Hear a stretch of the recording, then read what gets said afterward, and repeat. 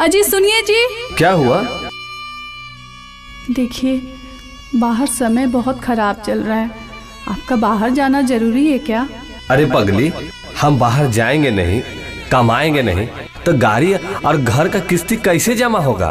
अच्छा, मतलब आपसे बढ़ के मेरे लिए रुपया है का? तुम चिंता मत करो, हम शाम में मिलते हैं। अच्छा बाय। ठीक है, बाय।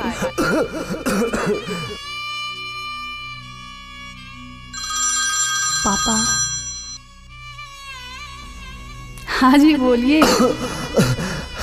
हेलो। क्या हुआ जी? हम हॉस्पिटल में हैं। हॉस्पिटल? हम कोरोना पॉजिटिव कोरोना हो गए हैं और माँ को ये सब मत बताना। हेलो, क्या बोल रहे हैं? हेलो हेलो, अपना और माँ, बच्चों का ख्याल रखना। हेलो हेलो हेलो, माँ ये हॉस्पिटल में है माँ, जल्दी चलिए।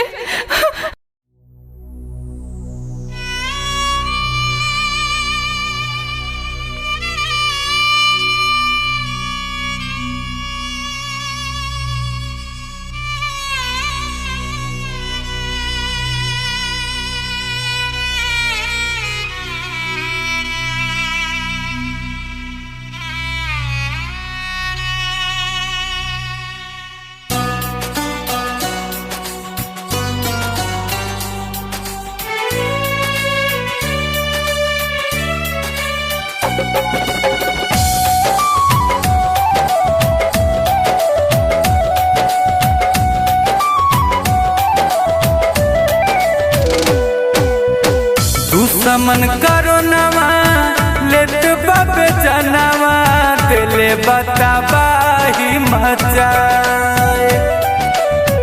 दुश्मन करो नवा लेत बाबे जनवा दिले बताबाही मचाए। धन संपत्तिया घर परिवारवा काम न कुछ हुआ। धन संपत्तिया घर परिवारवा काम न कुछ हुआ। कैसन समैया आहिल बाया भैया, भैबे में सटे नहीं भाई। कैसन समैया आहिल बाया भैया, भैबे में सटे नहीं भाई।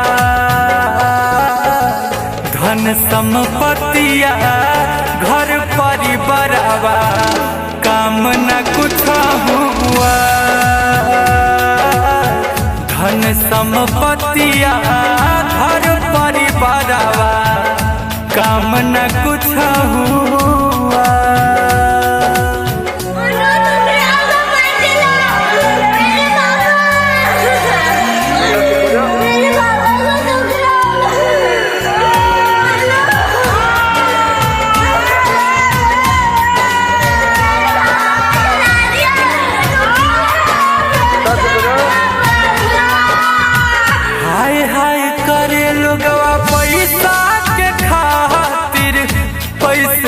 करे गुमान हो महलया तारी रुपया रह जाई धरले जाई जब शरीर समसान हो।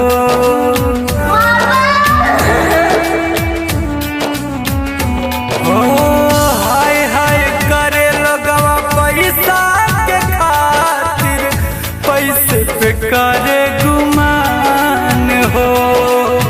महलया तारी रुपया रह जाई धरले जाई जब शरीर समसान हो।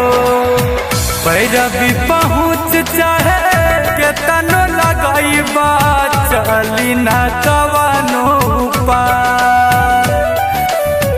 पैरवी पहुँच चाहे के तनो लगाई बा चली न कवनो उपाय।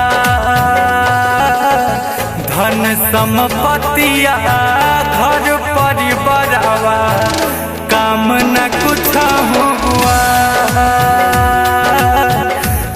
संपत्तिया घर परिवारवा काम न कुछ हुआ।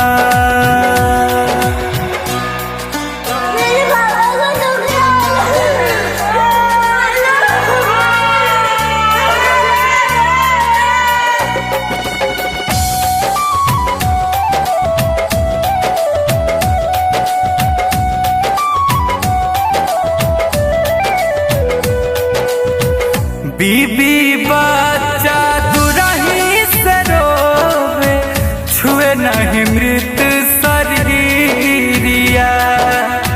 रोई रोई माई अपन बेटा से बोले उठा बेटा तोहरा हमर किरिया।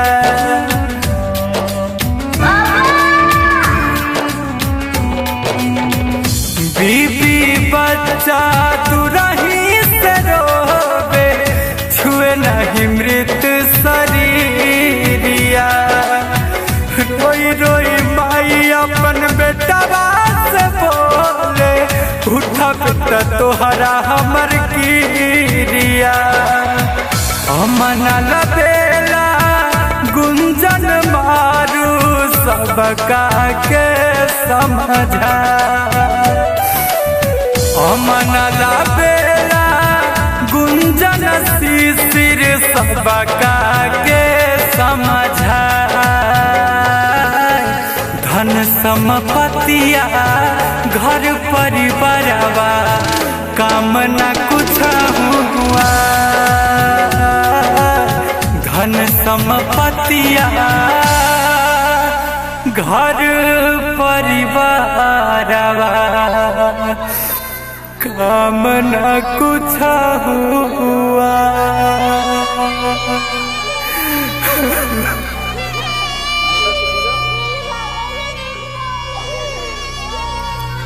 भैया हम गुंजन सिंह, अभी मैं शमशान घाट पे हूँ।